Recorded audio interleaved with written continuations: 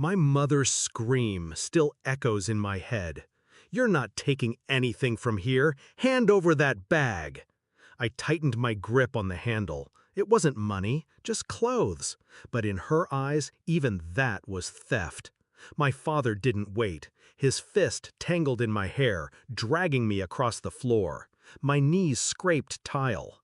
My sister watched from the staircase, her lips curled in triumph. They shoved me out the door like I was nothing, a child exiled from the empire I'd been born into. But before I left, I turned back. "You'll regret this," I told them, and I meant every word. It wasn't always this way.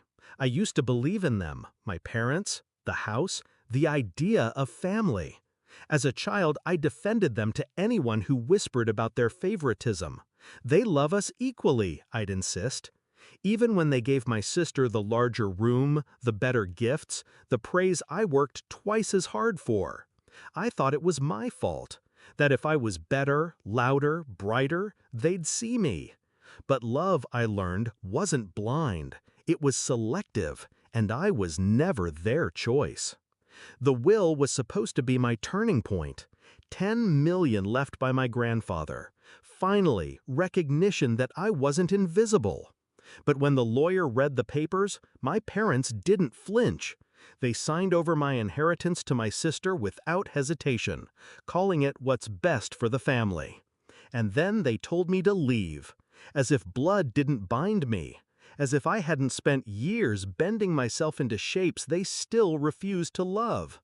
That day, as I packed my bag, I realized the truth. I wasn't family. I was fuel. Something to burn for their golden child. Pain is sharp, but clarity is sharper. I didn't cry when they pushed me out. I didn't beg for scraps. I promised myself one thing. If they saw me as an outsider, then I would play that role to perfection. I studied, I worked, I built connections they didn't know I had. Silent meetings, late nights, contracts signed in rooms they would never enter. And quietly, I started pulling threads.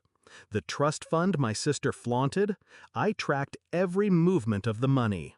The businesses my father bragged about, I knew which debts he'd hidden. My mother's charities? Shells for her spending. They thought they'd discarded me. In truth, they'd handed me every weapon I needed. The first cut was financial. A whisper in the right ear of the right bank, and my father's credit line shrank overnight. He blamed the market. He had no idea it was me. The second was social. My mother's foundation suddenly faced an audit. Donations dried up. Her name, once whispered with admiration, now carried suspicion. And my sister, the one who preened in designer dresses bought with my inheritance? I let her discover that luxury comes with strings. The trust she thought was hers had loopholes, clauses my grandfather wrote in, ones I knew how to activate. When the bills came due, she found herself asset-rich but cash-poor. Her friends scattered. Her fiancé backed out. Piece by piece, I dismantled the throne they built her on. The confrontation came not in anger, but in silence. Another family dinner. Their table, their house. They invited me back, perhaps thinking I'd forgotten, perhaps thinking they could still control me. I sat across from them, calm, while they circled me like predators losing teeth. My father demanded to know if I'd interfered with his business. My mother hissed that I'd ruined her reputation. My sister spat accusations, calling me a leech, a vulture. I listened. I let them claw. And then I spoke. "You remember the night you dragged me out of this house?" I asked softly. They froze.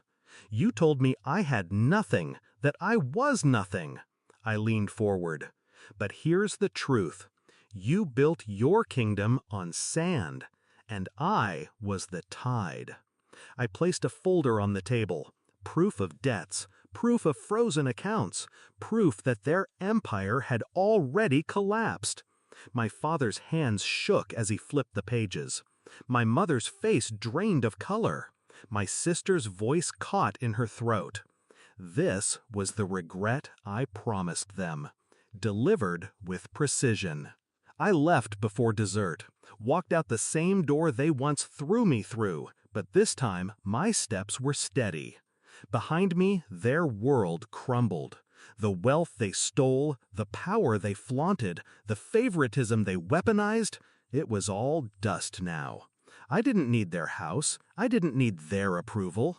I had something sharper: control. And as I looked back one last time, I smiled. They thought throwing me out would erase me. They never realized it would set me free. What happened next wasn't rage, it was justice. And justice, when served cold, tastes sweeter than any inheritance.